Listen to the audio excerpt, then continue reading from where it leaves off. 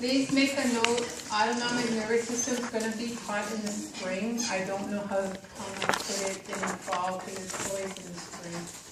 This is what you use your part of your nervous system for all the organ systems we're studying next semester. If I teach it to you in the fall, you will forget it by the spring. So I will, yes, you will. Well, maybe 1% of you will remember, but most of you will forget. So I'll teach it in the spring. So one less chapter to cover. So we're going to talk about the thyroid follicular cells and what they're doing. This is a cross-section through a follicle in the thyroid, and it's a ball of cells. The center is sort of like a truffle, you know, nice candy on the outside and soft gooey center. Here you've got a soft gooey colloid center surrounded by all these little cuboidal cells. Each cuboidal cell is going to have all this machinery. It's going to have endoplasmic reticulum because it's got to make the thyroid binding protein for the colloid. And then it's got to modify, translate, and modify the protein so it has Golgi apparatus. It's got a lot of mitochondria. They're not bothered to show here. They're not bothering to show them here, but you know there's a lot of metabolic activity going on. Therefore, there must be a lot of mitochondria in there. These 6 cells overall will pick up, because of all the organelles, will pick up a lot more stain than the C cells that are outside the follicle. The tyrosine will be taken up from the dietary amino acids. Other amino acids to make the binding protein will also be brought in, as well as iodide from your diet. There were some questions before about, is this iodide and that iodine, or vice versa? Well, it turns out iodine comes in many forms. Iodide is negatively charged. Iodine can be negatively charged. It can be neutral. It can have, some people think it can have a positive charge, and some people think it has a double negative charge. So anyway, encompasses a lot of different forms of that I. So this can be, we'll just call it the active form of iodine, which is then what is going to iodinate the tyrosines. We have one iodine attached to a tyrosine. You have a monoiodinated thyrine. 2 will be a diiodothyronine. A MIT and a DIT can combine and form T3. Or you can have 2 DIPs combining and forming a T4, so thyroxine. The colloid will be endocytosed, that's what's shown here. It's done by the follicular cells. They will exocytose the thyroglobulin, they will exocytose, let the amino acids transport that out, the iodine will go out through a channel, then endocytose the colloid and check it for whether there's mono, di.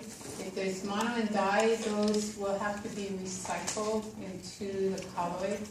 But a T3 or a T4 can be chopped off and then they can be released into the bloodstream. If all this coming out of your colloid are MITs and DIPs, then everything is getting continually recycled, and the colloid will start to build up. The circulating T3 and T4 will be low because you're not releasing any. So TSH will be high, TRH will be high, and you're still not able, for some reason, to make enough T3s and T4s to shut TRH and TSH down. So what it could be is you don't have enough iodine, or the process of changing iodide to iodine has been interfered with. or something else is going on that's preventing T3s and T4s to be released. The recycling, the colloid builds up, enough TSH is making more thyroglobulin, and so the colloid starts to get larger and larger. You see these cells actually getting squished, so they'll look squamous. They're not squamous, but they're squashed by the buildup of colloid, so they appear squamous. So TRH will be turned off if T3 and T4s are adequate in the circulation. If they're low, then TRH will be high. TSH will be high if there is high TRH. It will be low if there's low TRH. And it will be low if there's adequate T3 and T4. So you've got a negative feedback by T3 and T4 to both TRH and TSH. So this, if it's adequate or even high, you would expect to see TRH being low and TSH being low. That would be normal. So these feedback loops, they're constantly checking. As T3s and T4s go down, then TRH and TSH will go up. So then there's more stimulation of the thyroid, T3 and T4 will come back up. As T3 and T4s come back up, negative feedback turns off TRH and TSH. They're always cycling up and down like that.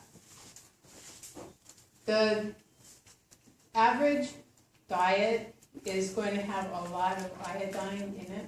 So most of what the thyroid will be releasing will be T4, which is not metabolically active, meaning it's not what actually binds to the thyroid receptor, but the tissues can take T4 and convert it to T3. So the tissues don't mind having a lot of T4 in the circulation. Once it's converted to T3, then it's metabolically active and it can stimulate the desired effects in the peripheral tissues.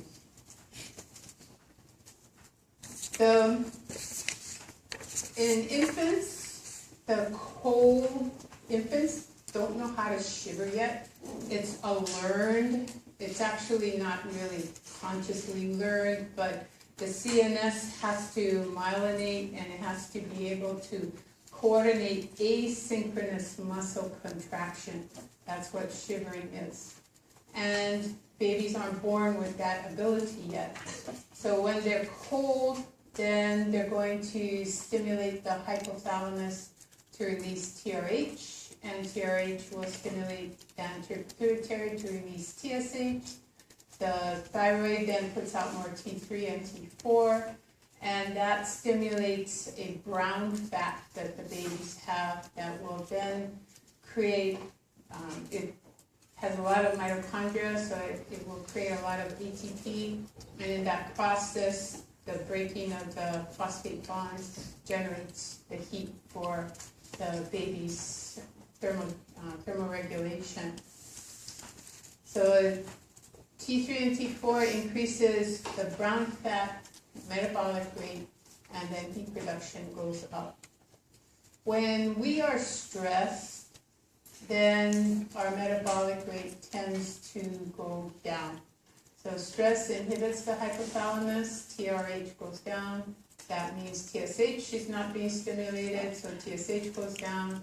TSH goes down, then the thyroid is not being stimulated to release T3 and T4. And then we have a decrease in our metabolic rate. We need an increase in metabolic rate for growth of our body, growth of our central nervous system. If there is insufficient T3 and T4 in the baby in utero, they're usually born physically small but mentally retarded. and that term is cretinism, when they're born with in a hypothyroid, or they're developing in a hypothyroid condition. If you develop it as an adult, it's usually called mixed edema, and there's usually no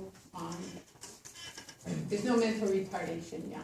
So is that more prevalent with women who have hypothyroidism when they have a child, or? You have to watch any mom who's on exogenous thyroid. You have to watch them very carefully, because if it gets too high, then the baby's in trouble and the mom's in trouble. And if it gets too low, the baby may be born retarded. So yeah, you have to watch it really carefully. So the thyroid hormone drives your basal metabolic rate. Basal metabolic rate is defined as the amount of calories necessary to keep your body running, so every organ in your body, when you have not eaten for 12 hours. So you fasted for 12 hours, at least 12 hours, but not too much longer than that either. So around 12 hours post the last meal, you should be awake, but you should be lying down. You should be in a thermoneutral environment, so you're not gaining heat and from the sun or some hot room, and you're not losing heat to the room either. So thermoneutral, you're not gaining or losing heat. So you're not digesting food. Digestion will increase your metabolic rate. Losing heat or shivering, gaining heat from the sun, so shivering, gaining heat, losing heat, those also will change your metabolic rate. And then you can't be thinking of too much. You can't be asleep, but yeah, so you have got to be awake, but you can't be solving mathematical equations in your brain, and you can't be rehearsing your anatomy and physiology, because that mental activity is going to drive your metabolic rate up. So you have to be kind of sitting there, just kind of not vegetative, but just not really thinking of anything in particular. Then you can calculate the individual's basal metabolic rate. That's the number of calories you start with. How many calories does it take to keep you awake, not gaining heat, not losing heat, and not digesting food, and not doing any strenuous mental activity? From that point, you can start adding calories that will determine how much additional food it takes to keep you able to do your activities of daily living without gaining weight or losing weight. So not being in a positive energy balance, which would mean gaining weight, and not in a negative energy balance where you'd be losing weight. So the basal metabolic rate, when you start to consume food, carbohydrate, fat, and protein, it will take different amounts of energy to break each of those molecules down to the point where they can be absorbed. And then once you absorb them, when you start synthesizing and putting them back together to form more complex molecules, that's also going to take energy. So just digesting your food is going to increase your basal metabolic rate, and then synthesizing new substances inside your body is going to take energy. The catecholamines, your epinephrine and your norepinephrine, will stimulate the metabolic rate. So high epinephrine, increased metabolic rate. Fight or flight response, high norepinephrine, high epinephrine. You need to recruit all these tissues for that fight or flight response.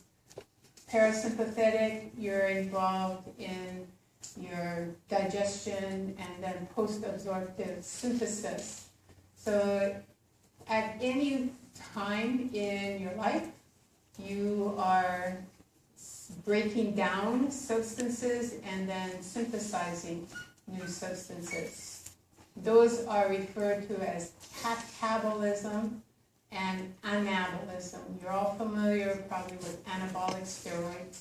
Those are steroids that drive synthetic reactions, so specifically the skeletal muscle, building new skeletal muscle and making skeletal muscle bigger.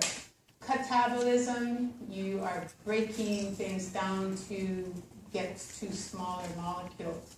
These are constantly ongoing.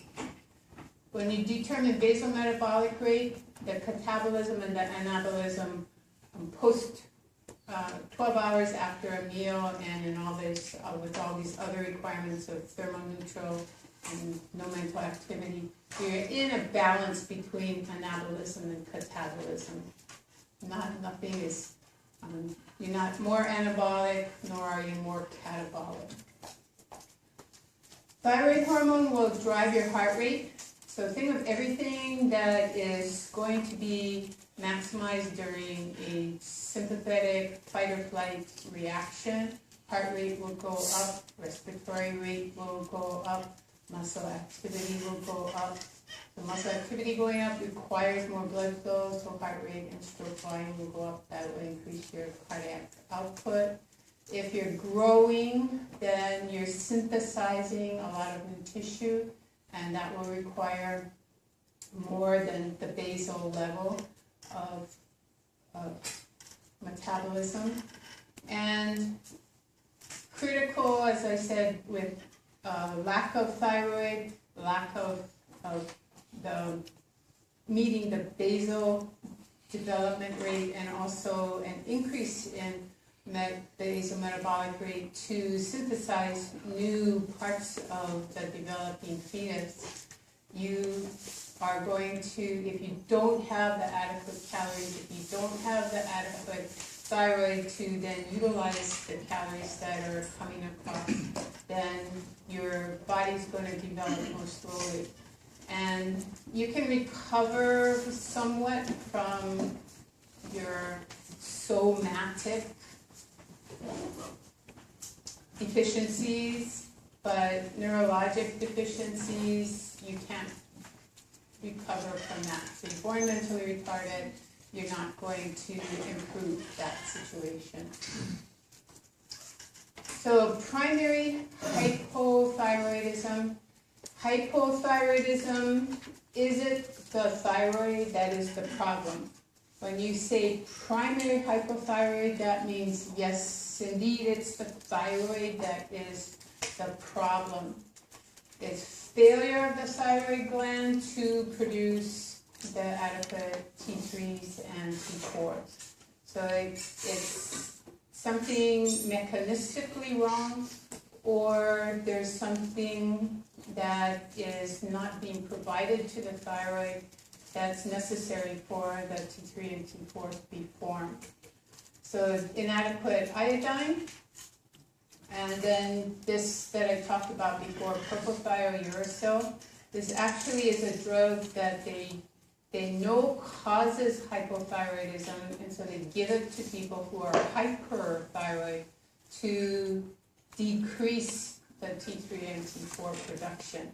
You got to do that very carefully, because if you overdose them with propylthiouracil, you take somebody who's hyperthyroid and then you put them into a hypothyroid condition. So with adequate supplementation of propylthiouracil, you slow down the hyperthyroid condition and get it to act, the thyroid to act more normally, put out a normal amount of T3 and T4.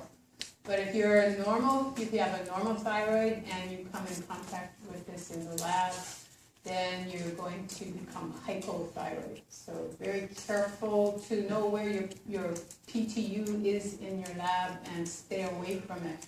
Usually it's kept in a hood and you never get in there without gloves and the air circulating away from you. Secondary hypothyroidism. This is like your secondary active transport. This is a condition that's not the thyroid's problem.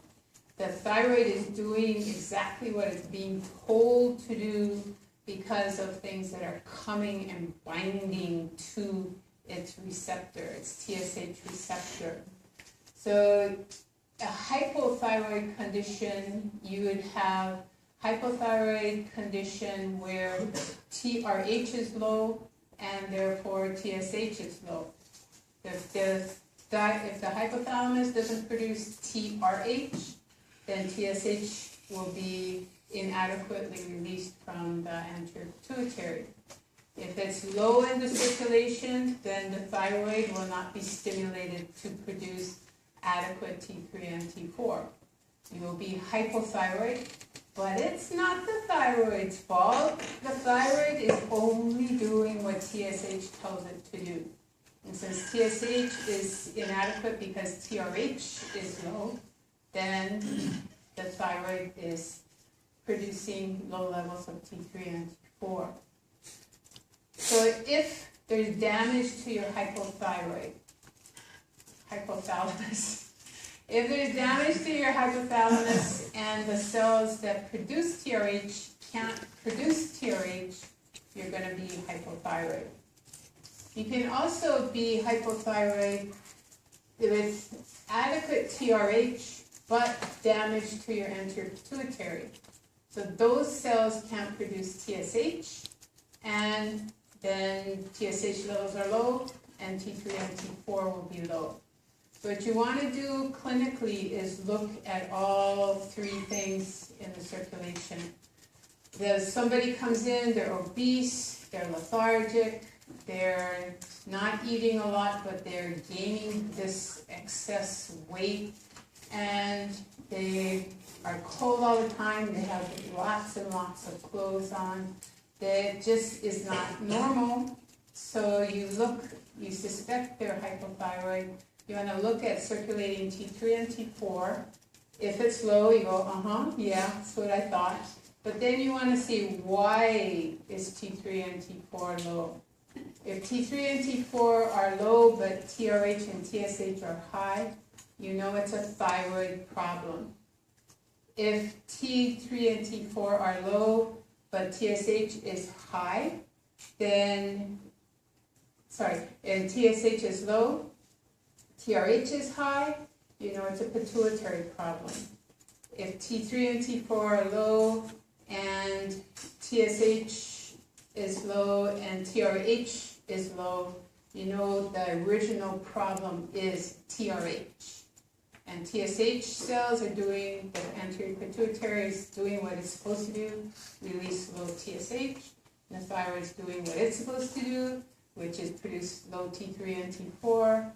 And the low T3 and T4 is not stimulating the hypothalamus to produce more TRH because the hypothalamus is insufficient, has insufficient cells to produce the TRH. So the treatment is thyroid pills. Synthroid, which is a synthetic thyroid, you'll take little thyroid pills or little tiny white pills, and the dosage will be slowly ramped up. You can't just give them so much thyroid that they suddenly have their concentration of thyroid go back into the normal levels. You gotta creep up to normal levels and slowly dial up that synthetic thyroid coming in. If you ramp them up too fast, their whole body will get all screwed up. The same thing, if you suspect it's too high, you can't just take away too much of the synthetic thyroid because that will screw up their whole body as well. So, but actually, before you give thyroid hormone, determine whether their diet is just deficient in iodine. So make sure they go to a registered dietitian and be taught how to get adequate iodine into their diet and see if that corrects the problem. So if TRH is low, TRH is high, TSH is high, and T3 and T4 are low, you suspect primary hypothyroidism, check the diet first before you start giving them exogenous thyroid.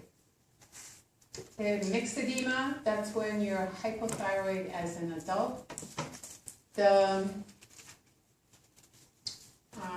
The term mixed edema is referring to this water retention due to retention of carbohydrate molecules that's occurring. And the obesity, there's a lot of fat on hypothyroid individuals, but when you touch the fat, if you touch normal fat, it's pretty solid. But in these individuals, when you touch the fat, you sort of feel this real softness to it. It's got a lot of water in the interstitial area. And they might also, if it's really, really bad, water may be accumulating in areas that have low pressure, like the peritoneal cavity. So they might have a big opu, you touch that and you hear the water sloshing around in there. This water bouncing back and forth inside the peritoneal cavity. It's really strange. Infants, it's cretinism. This is a mental retardation, also a stunting of the growth. So the dwarfism, this is more like a pituitary dwarfism, but it's not due to growth hormone, but it's a retarded growth. Sometimes that can be corrected when you give them the thyroid, but the mental retardation, if that's there, that's irreversible. So symptoms of hypothyroid, they're going to be with any little bit that they eat, they're gaining weight. They're not burning those calories. So everything they put in, that's excess calories. Since they're not burning, they're not breaking the bonds for degradation reactions, for metabolism. They don't produce enough heat, so they're cold all the time. So poor cold tolerance. Even in a thermoneutral environment, they're still feeling cold. They're always tired all the time, complaining about how tired they are. And their cardiac output will be low, their reflexes will be slow. Mental responsiveness can vary. They're not retarded, but they're just slow to respond. It's slow processing information cognitively.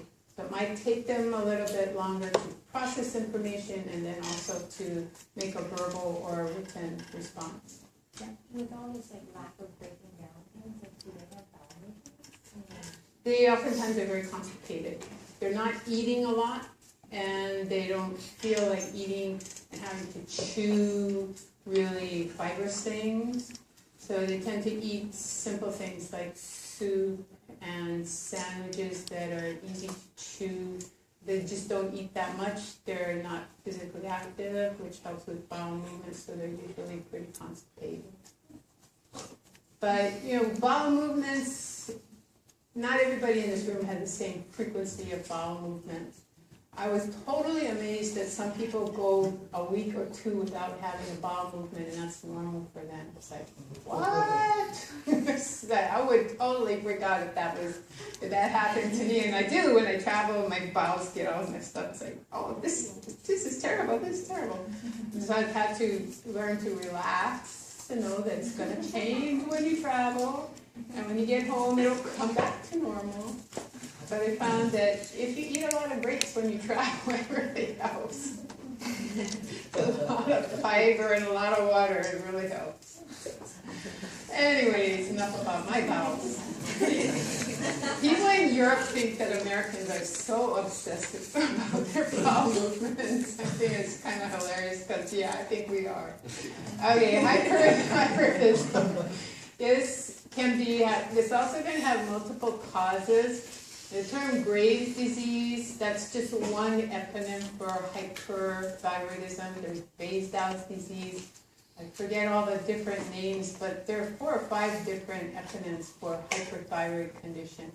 But the Graves' disease is related to a condition where the body is making an antibody that has a good enough fit to the TSH receptor. It not only fits there, but it stays there long enough to overstimulate the thyroid cells to produce excessive T3 and T4. So this is, instead of TSH, it's abbreviated TSI, for thyroid stimulating immunoglobulins. So these are creating the immunoglobulin is in excess, and it's not TRH or TSH that's in excess. So with the increase in T3 and T4, TRH and TSH, the negative feedback should work on them. They should be low, and that will clue you in that it is a primary hyperthyroid condition. So the hyperthyroidism is secondary to the immunoglobulin. So just stick in a TO, secondary to in the immunoglobulin, and not due to the anything from the hypothalamus or the pituitary. Treatment, you could surgically remove over-secreting hyperthyroid lobes. You can also irradiate or give an individual radioactive iodine, which goes specifically to the thyroid. And the radioactive iodine then interferes with the follicular cell's ability to produce T3 and T4. And then there are various anti-thyroid drugs that you can also administer.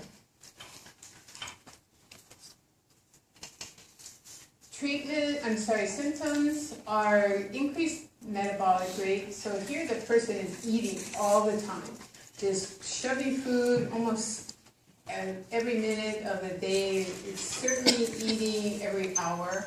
They're just unable to keep any weight on their body. Their body's also attacking muscles. So you're going to have skeletal muscle loss. You're going to attack the adipose. The adipose isn't going to be there. You're going to have very bony appearance, everything sticking out from underneath the skin. They're going to be very hot, so they're going to not be wearing a lot of clothes, tank tops, fanning themselves all the time, or having a fan on them all the time. Cardiac output will be high because T3 and T4 drives cardiac output. Their mental alertness is going to be there, but sometimes it's so heightened that every little thing that's going on around them, they pay attention to all these things, and it ends up that they're not really adequately paying attention to anything. So to the point of distraction, that's how much they're aware of what's going on around them. So they appear agitated. If you start to talk to them, that's one more thing that they're having to process. So they might just totally want to shut you off because they're already busy with all these other things going on. The bulging eyes, that's what's seen sort of here. It looks like the eyes are coming forward out of the sockets. That is called exophthalmos. And I heard that at one time they thought it was excessive fat buildup behind the eye. And then I read more recently, they said, no, that's not the case. But I'm not sure, really. That person the article that said it wasn't the case didn't really have good data to say it wasn't the case. So anyway, whatever the cause is, the hyperthyroid condition, if it's there for a long enough time, the eyes do kind of protrude forward.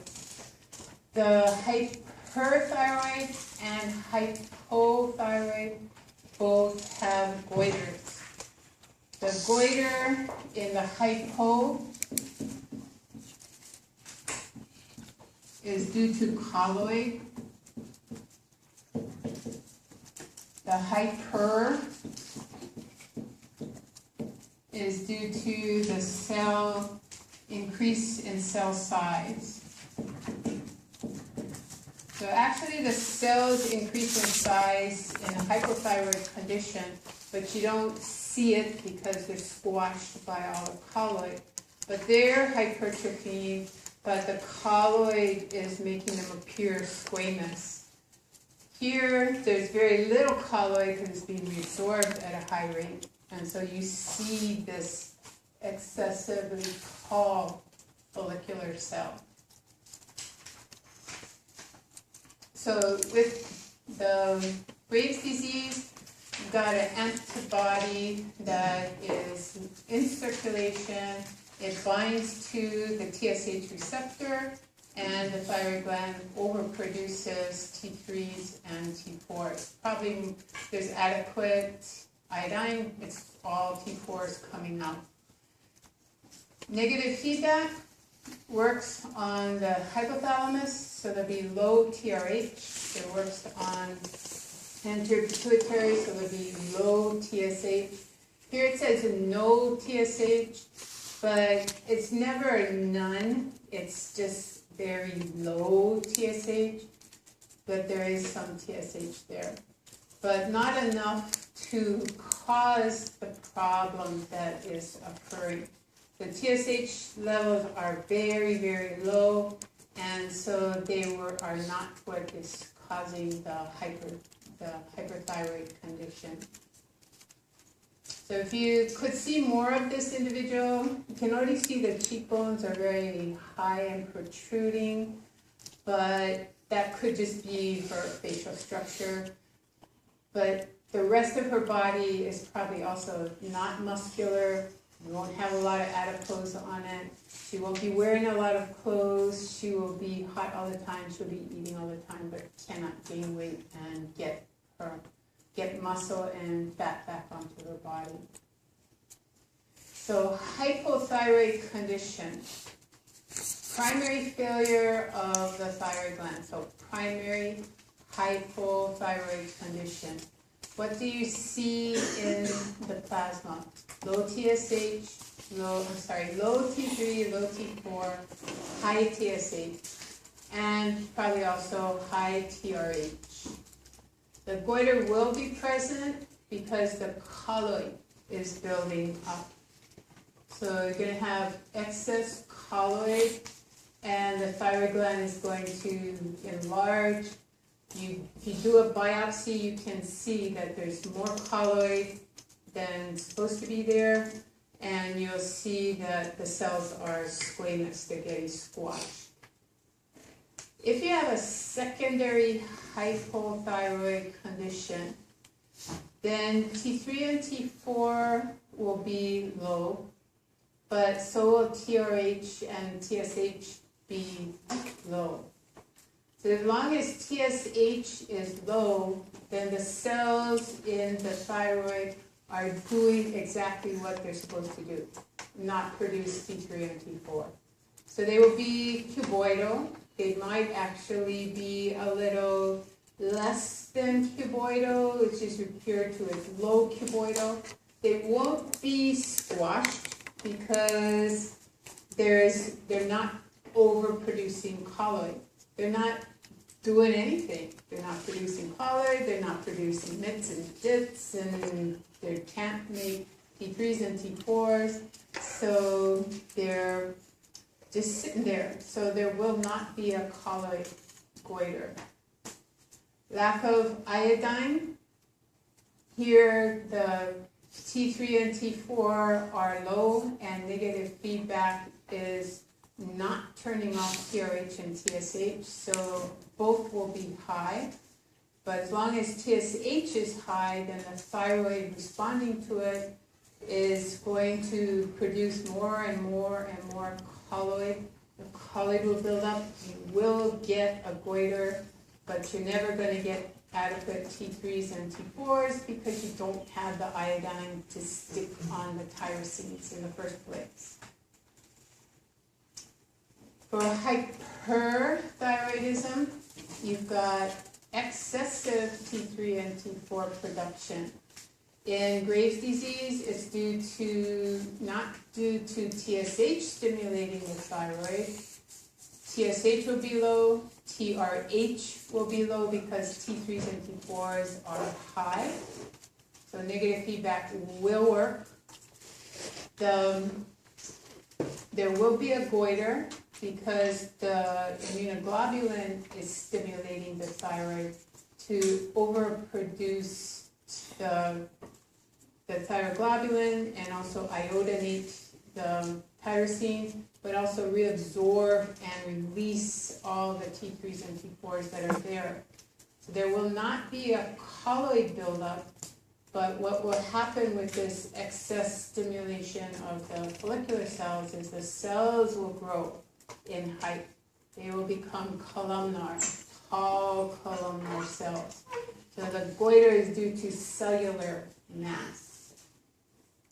For secondary hyperthyroid conditions due to either excess TRH or excess TSH, you'll have all three things high. TSH will be high, TRH will be high, and the thyroid will do exactly what it's supposed to do when there's excess TSH stimulation, produce a lot of T3 and T4. So the cells again will hypertrophy, and you'll have a goiter that will have big cells in it. So yes to the goiter. A hypersecreting thyroid tumor. So this is where the cells themselves are incorrectly responding to normal TSH levels. So TRH is low actually, TSH is actually low, but you've got a tumor in the thyroid and those cells are over-secreting T3 and T4. So negative feedback works, TSH and TRH are low, so there's no problem with the hypothalamus, no problem with the pituitary. Problem is a tumor in your thyroid gland. The cells, there will be maybe some enlargement due to the tumor, but the tumors tend to be in pockets in the thyroid. So it's not an overall enlargement of the gland, which is what a goiter is, but there will be nodules of these hypersecreting cells. So when you're washing your face and your neck, you might feel lumps in that area, but you're not going to see that swollen gland, which is the indication of a goiter. So hyperthyroid condition.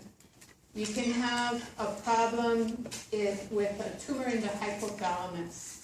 So these hypothalamic cells that produce TRH, now there's too many of them, producing too much TRH, which then causes TSH to be high and T3 and T4 to be high. So everything's going to be high. Tumor in the pituitary, you're going to have the TSH being high, and the thyroid will do exactly what it's supposed to do, is produce a lot of T3 and T4, but negative feedback will work on the hypothalamus, so TRH will be low. The negative feedback doesn't work on the anterior pituitary. It may decrease the TSH output, but you have too many cells creating TSH, so overall TSH will remain high, and then T3 and T4s will be high. With the thyroid stimulating immunoglobulin, you've got something that is outside the whole endocrine system, it's part of the immune system, antibody that's coming and binding to the thyroid receptor, TSH receptor, causing the cells to overproduce T3 and T4. Negative feedback works on the healthy hypothalamus, the healthy pituitary, so low TRH and low TSH. So know these feedback loops because guaranteed they're going to be on the exam. You're going to have to figure this out for yourself. Okay, adrenal glands. The picture here of the adrenal gland is just upside down from what Martini showed you. It's exactly the same picture that he showed you in Martini, but what they're doing is here they're looking at the superior part of the adrenal gland, and Martini was looking at the inferior part of the adrenal gland. The adrenal cortex going around depends on where you cut it, how you're going to see the orientation of the capsule to the medulla. So Martini, who's looking down here, the capsule is inferior. On the picture, it was down here, and the medulla was superior in the picture. Here, the capsule is superior, and the medulla is inferior. So same levels of the cortex. Got the capsule out here with all the blood vessels coming in, and then you've got glomerular clumps, so balls of cells that the blood vessels will then go around, so zona glomerulosa. Then the cells line up in straight lines, so zona fasciculata. You can follow the nuclei down, they're arranged in rows of cells, the nuclei in the center. And then you get to the zona reticularis, it won't even be apparent until you get close to puberty. Starts to develop at that time, and it's a backup to the gonads. So the zona reticularis, the cells are in a network. That's what reticular means. And so the cells being in a net, they're going in all different directions. No ball clumps, no lines in a row, but going all different directions.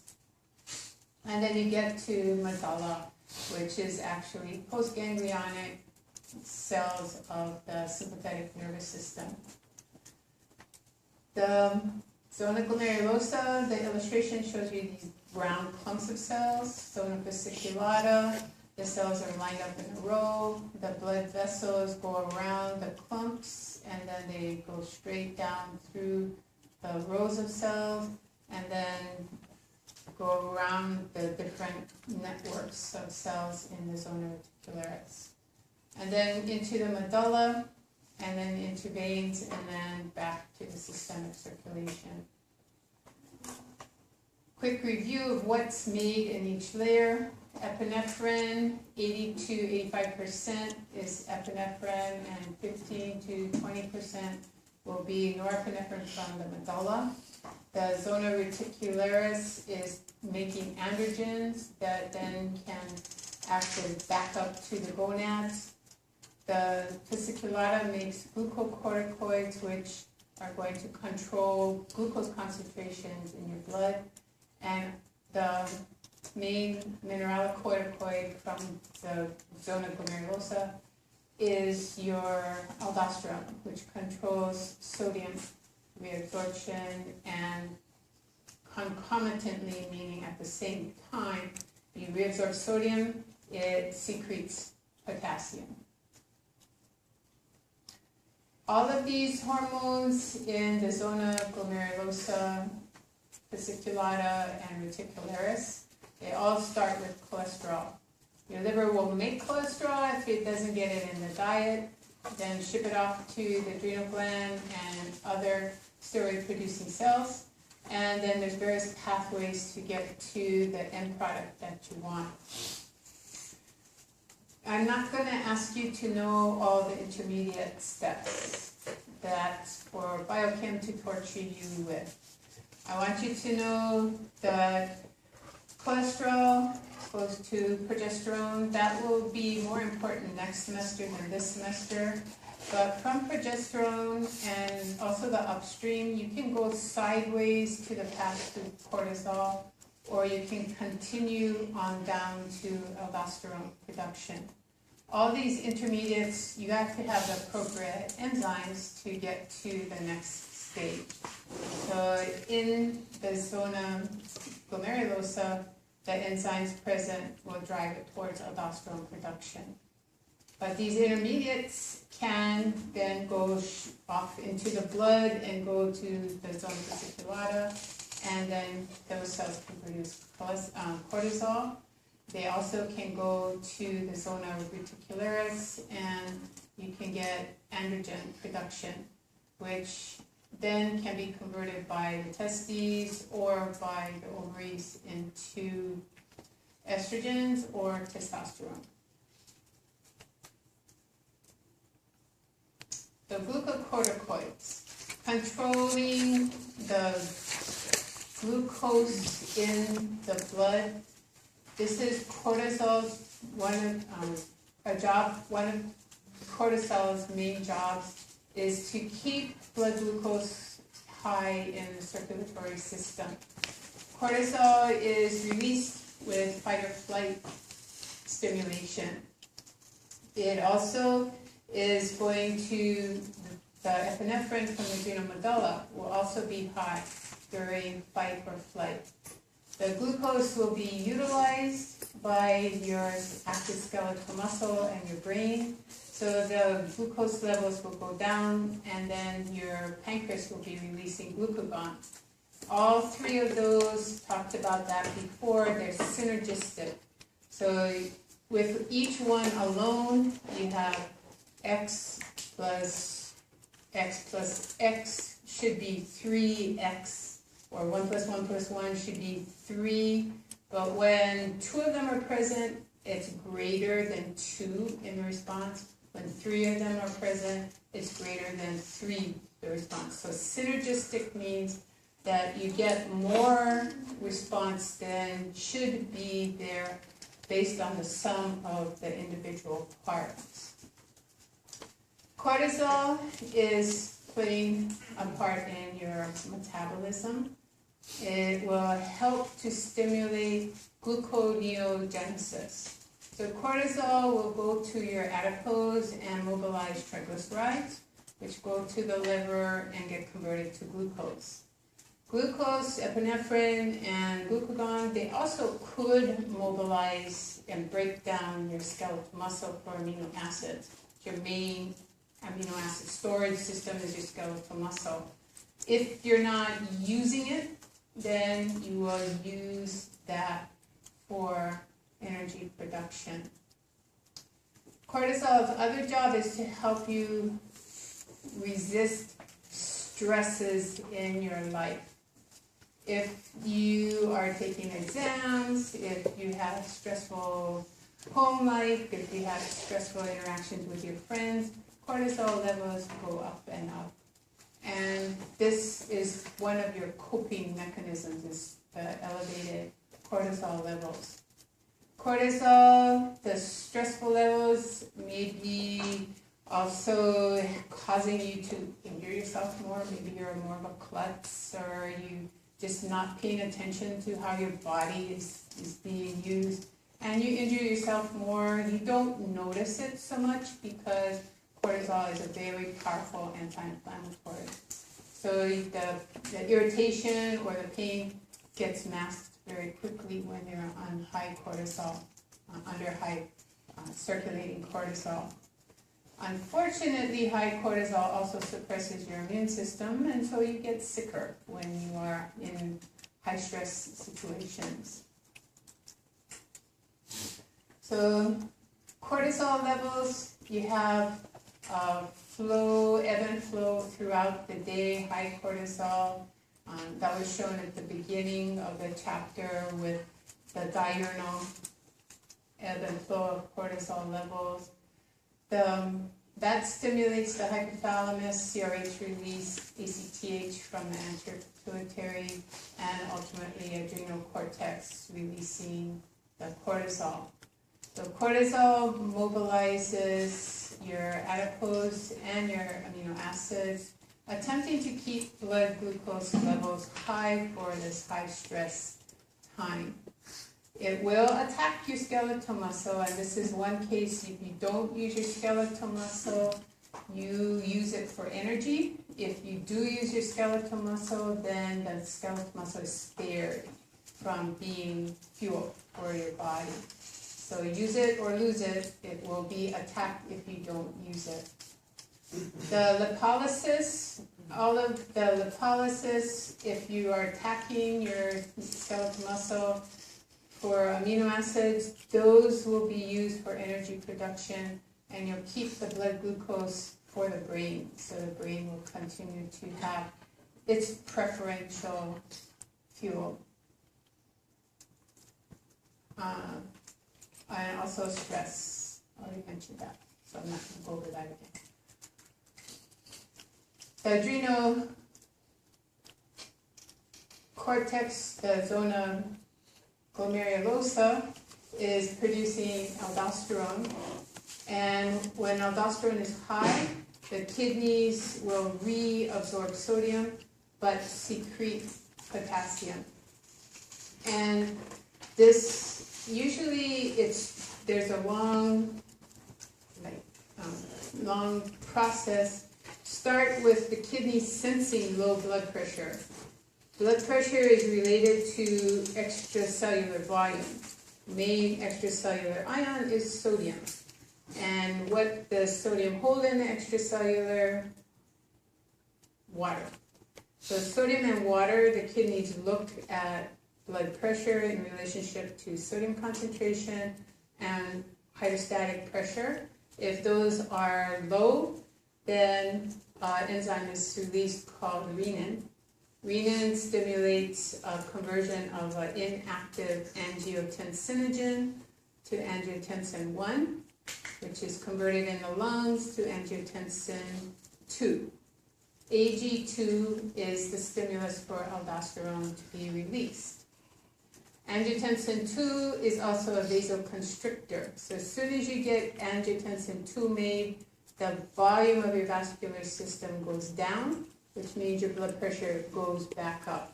This is before your kidneys reabsorb water and also sodium.